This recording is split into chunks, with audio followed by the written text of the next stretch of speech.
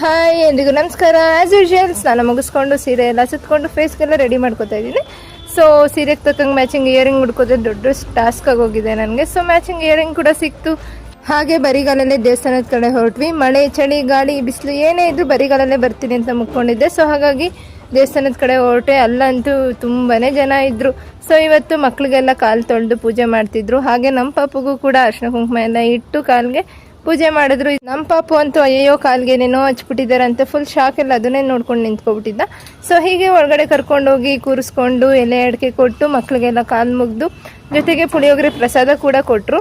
So ಕುಂಕುಮಾರ್ಚನೆ ಕೂಡ ನಡೀತಾ ಇತ್ತು. ಇದೆಲ್ಲ ಆದಮೇಲೆ ನಾವು ಕೂಡ ಪ್ರಸಾದ ತಿನ್ಕೊಂಡು ನನಗೆ ಎಲೆ ಅಡಿಕೆ ಜೊತೆಗೆ 2 ಬಳೆ ಕೂಡ ಕೊಟ್ಟರು. ತುಂಬ ಖುಷಿಯಾಗೋಯ್ತು. ಇವತ್ತು ನವರಾತ್ರಿ 3ನೇ ದಿನ ಆಗಿರೋದ್ರಿಂದ ಚಂದ್ರಘಂಟ ದೇವಿಗೆ ಪೂಜೆ ಮಾಡ್ತಾರೆ. ಸೊ ಹಾಗಾಗಿ ಮಾರಿಕಾಂಬ ದೇವಸ್ಥಾನಕ್ಕೂ ಹೋದ್ವಿ. ಅಲ್ಲೂ ದೇವ್ರನ್ನ ಕಣ್ತುಂಬ ತುಂಬಿಕೊಂಡು ಇವತ್ತಿನ ದಿನಾನ ಕಂಪ್ಲೀಟ್ ಮಾಡಿದೆ.